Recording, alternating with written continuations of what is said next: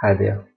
यदि हम अपने फ्रेम को कुछ इस तरीके से डिवाइड करते हैं, like this, try to understand this.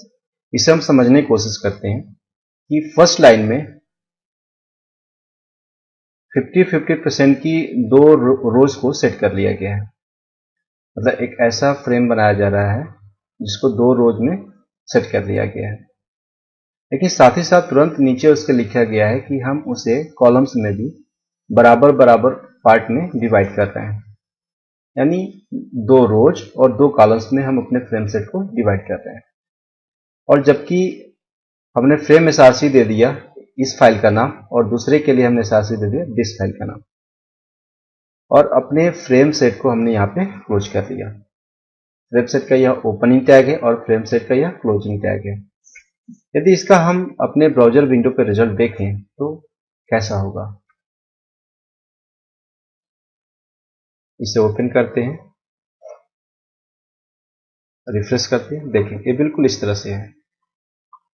यहाँ पे हमें कॉलम तो दो दिखाई दे रहे हैं, बट इसका पार्ट आधा आधा ही दिखाई दे रहा है। हम इसको चाहे तो इसको हम बढ़ा सकते हैं नीचे तक, चाहे तो हम घटा सकते हैं, बट जो नीचे का सेक्शन है वो हमें दिखाई नहीं दे रहा है, वो हमें नजर नहीं आ रहा है। ये दोनों पार्ट हमारे प्रॉपरली वर्क कर रहे हैं।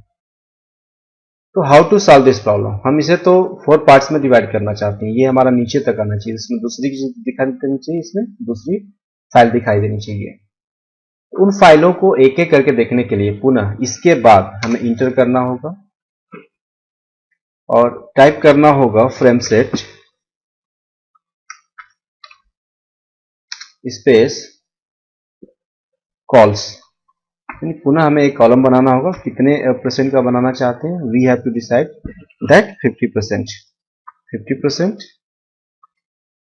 Comma again 50%। गुड।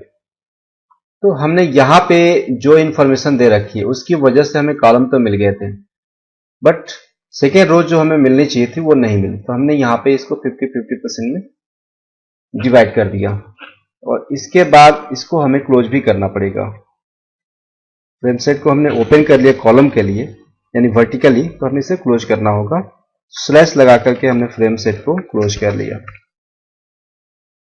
अब इसके अंदर चूंकि दो कॉलम्स हमने बनाए हैं तो हमें इन दोनों फाइलों का एसआरसी अर्थात सोर्स देना होगा। तो we have to type like, हम इन्हीं फाइलों को आगे पीछे कर लेते हैं। दिस कॉपी किया और यहां पे हमने पेस्ट कर दिया।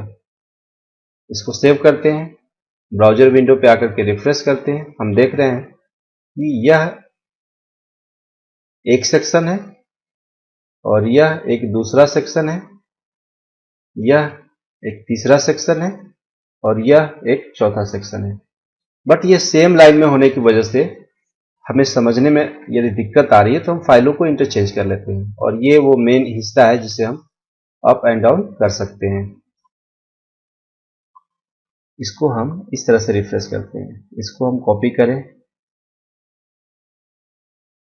या फिर जस्ट इसको मिटाएं,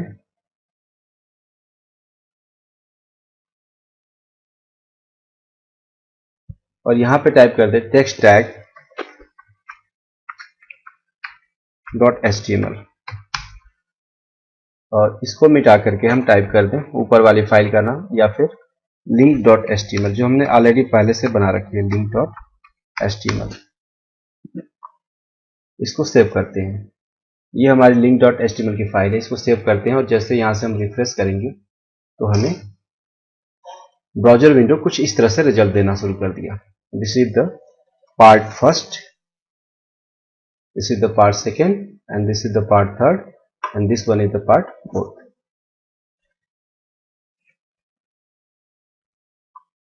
इसको हम स्क्रॉल करेंगे तो इसके फाइल के अंदर का जो कंटेंट होगा वो दिखाई देगा, और जब इसको हम स्क्रॉल करेंगे तो इसके अंदर जो कंटेंट होगा वो दिखाई देगा।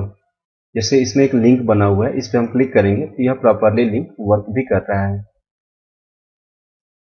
इसको हमने नीचे लाया, इस पे चूंकि एक लिंक दिया, इस पे हमने क्लिक किया तो यह इसमें चेंज हो गया। तो ये एक अलग फाइल है। यह एक अलग फाइल है, यह एक अलग फाइल है, यह एक अलग फाइल है और यह एक अलग फाइल है। फ्रेमसेट की मदद से इन 4 अलग अलग फाइलों को हमने एक ही ब्राउजर विंडो पे डिस्प्ले कर लिया है, और इसके कंटेंट को देखने के लिए ये जो हिस्सा है या फिर ये हिस्सा है या फिर ये हिस्सा है, इसकी मदद से हम इसकी स्क्रॉलिंग भी कर ले रहे हैं। उम्मीद है यह लेसन आपको प्रॉपरली समझ में आया होगा कि how to work with the frame and how to work with the frame set and what is the use of the frame and frame set. Thank you.